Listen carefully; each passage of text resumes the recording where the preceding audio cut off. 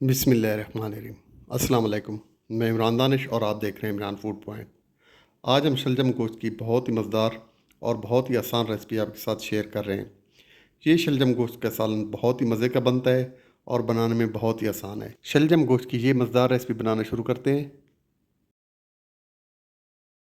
बिस्मिल्लाहिर्रहमानिर्रहीम। सबसे पहले एक प्रेशर कुकर में हमने 1 कप तेल लेना है और तेल को हमने थोड़ी देर गर्म होने देना है। तेल जब गर्म हो जाएगा तो इसमें हमने 2 अदद प्याज शामिल करने हैं। इन प्याज़ों को हमने बारीक चॉप कर लिया है ताकि आसानी से ये गल सकें।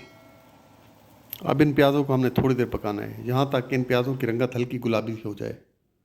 यहाँ पर प्याज़ों को पकते हुए तकरीबन 3 से 4 मिनट हो चुके हैं और इसकी रंगत तब्दील हो चुकी है। अब इसमें हमने अदरक लहसुन का पेस्ट शामिल करना है, तकरीबन 2 खाने के चम्मच। अदरक लहसुन के पेस्ट शामिल करने के बाद इसमें हमने गोश्त शामिल करना है।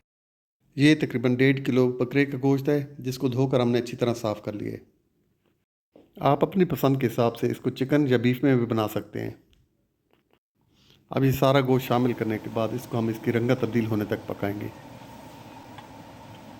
यहाँ पर गोश्त को प्याज़ों के साथ पकते हुए तकरीबन 3 से 4 मिनट हो चुके हैं और इसकी रंगत तब्दील हो गई है। अब इसमें हमने टमाटर शामिल करने हैं। ये 3 अदद टमाटर हैं जिनको हमने बारीक पीस लिया है। ये टमाटर हम मटन में शामिल कर लेंगे और इसको अच्छी तरह मिक्स कर लेंगे। टमाटरों को हम गोश्त के साथ इतनी देर पकाएंगे कि जहाँ तक कि टमाटरों का पानी खुश्क हो जाए। अब इसमें हमने कुछ मिसाले शामिल करने हैं।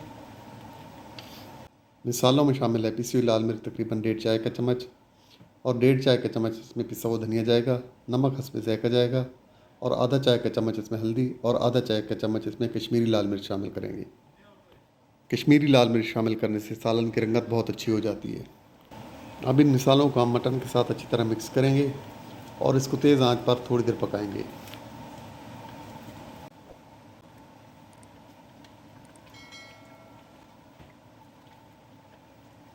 जब मसाले गोश्त और टमाटरों के साथ अच्छी तरह भुन जाएं तो इसमें हमने दही शामिल करनी है। ये 3 से 4 खाने के चम्मच दही है जिसको हमने अच्छी तरह फेंट लिया है। अब इस दही को हमने गोश्त के साथ अच्छी तरह मिक्स कर लेना है। अब दही का पानी खुश्क होने तक हमने इसको पकाना है। अब इसी दही के पानी के खुश्क होने तक तमाम मिसाले और मटन बहुत अच्छी तरह भुन जाएगा। अब यहाँ पर जितनी मिसाले और गोश्त की अच्छी तरीके से भुनाई होगी, सालन का टेस्ट उतना ही अच्छा आएगा। यहाँ पर ये चेक करें, मसाला माशाल्लाह हमारा बहुत ज़बरदस्त तरीके से भुन चुका है। अब इसमें हमने पानी शामिल करना है। ये तकरीबन 3 गिलास पानी है जिसको हमने पहले गर्म कर लिया है। गर्म पानी शामिल करने से गोश्त बहुत अच्छी तरह गलेगा और इसमें वक्त भी कम लगेगा। फिर कुकर का हम ढक्कन लगा देंगे और इसको तकरीबन 10 मिनट के लिए हमने प्रेशर लगाना है।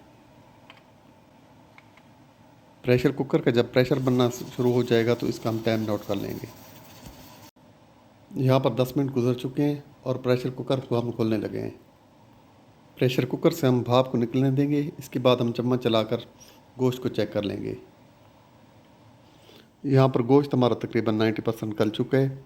अब इसमें हमने शलजम शामिल करने हैं। ये 1 किलो शलजम है जिनको छील कर हमने काट लिया है। आप अपनी मर्ज़ी के हिसाब से इनको 4 या 2 पीसेस में काट सकते हैं। अब प्रेशर कुकर का ढक्कन लगाकर दोबारा इसको हमने प्रेशर देना है। अब यहाँ पे इसको हमने सिर्फ 2 मिनट के लिए प्रेशर लगाना है जिसमें शलजम आसानी से गल सके। यहाँ पर चेक करें, माशाल्लाह शलजम बिल्कुल ज़बरदस्त तरीके से गल गए हैं हमारे। तो हम एक खुले बर्तन में शिफ्ट करते हैं।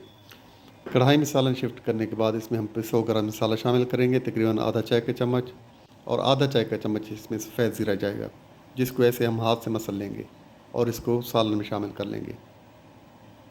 साथ ही इसमें थोड़ी सी हरी मिर्चें शामिल करेंगे बिना काटे हुए। अब इसको ढक्कन लगाकर हमने 2 मिनट के लिए दम लगाना है। माशाल्लाह शलजम गोश्त का सालन हमारा बहुत ज़बरदस्त तरीके से तैयार हुआ है। माशाल्लाह बहुत ज़बरदस्त लुक है और खुशबू भी बहुत ही ज़बरदस्त आ रही है माशाल्लाह।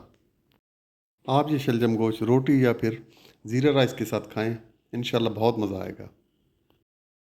आप भी ये रेसिपी ज़रूर बनाएं, इंशाल्लाह पसंद आएगी। रेसिपी अच्छी लगे तो इसको लाइक और शेयर ज़रूर कीजिए और हमारे चैनल को सब्सक्राइब भी ज़रूर कीजिए। बहुत शुक्रिया।